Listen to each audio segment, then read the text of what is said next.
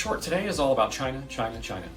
As we've seen in recent weeks, the administration is particularly sensitive to whether foreign companies operating in the US could be a conduit for exploitation of Americans' personal data. More broadly, we're seeing this White House make a concerted effort to focus CFIUS's attention on what it sees as key trends to secure America's national security and its economic competitiveness in this rapidly evolving digital era. The first ever executive order pertaining to CFIUS, signed by President Biden last fall, focuses the committee on 5 areas. This includes emerging technologies like AI, quantum computing, and robotics, critical supply chains such as rare earth minerals, industry consolidation, cybersecurity, and sensitive personal data. Dealmakers operating in this moment of unprecedented geopolitical risk do have some reason to be encouraged.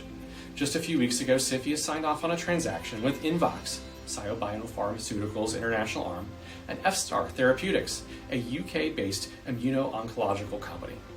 This clearance appears consistent with the administration's position that there are many areas where US-China collaboration is critical, like healthcare.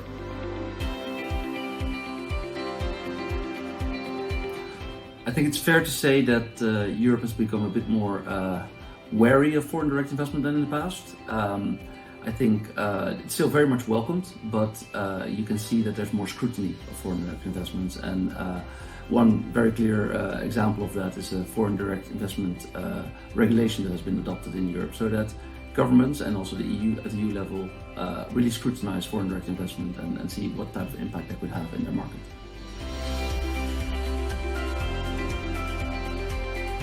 The Labour Party supports the UK's national security and investment regime. However, in the past it has called for a tougher and tighter approach to protecting the UK's interests.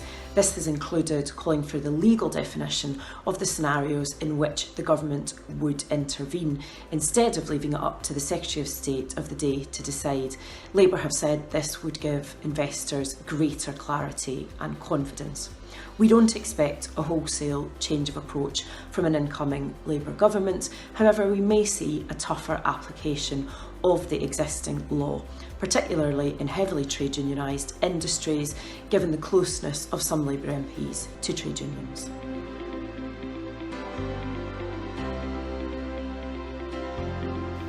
In this new normal of higher scrutiny, it's important to remember that CFIUS is no longer the black box it was once perceived to be. Strategic advocacy is critical to managing stakeholders, defining a narrative, and creating the environment needed to secure deal clearance. So, considering the fact that foreign direct investment is scrutinized heavier in Europe, I would say that deal makers would have to inform themselves of the potential sensitivities of foreign direct investment in the context of their deal.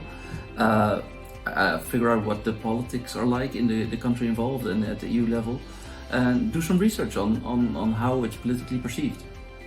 It's really important that investors communicate their long-term commitment to the UK, as well as explaining how their investment will support jobs and growth, especially outside of London, given the political focus on economic growth outside of the capital. Aligning with the government's priorities is crucial, as is undertaking a political deep dive into the national and local situation as it applies to the relevant industry and geographical location.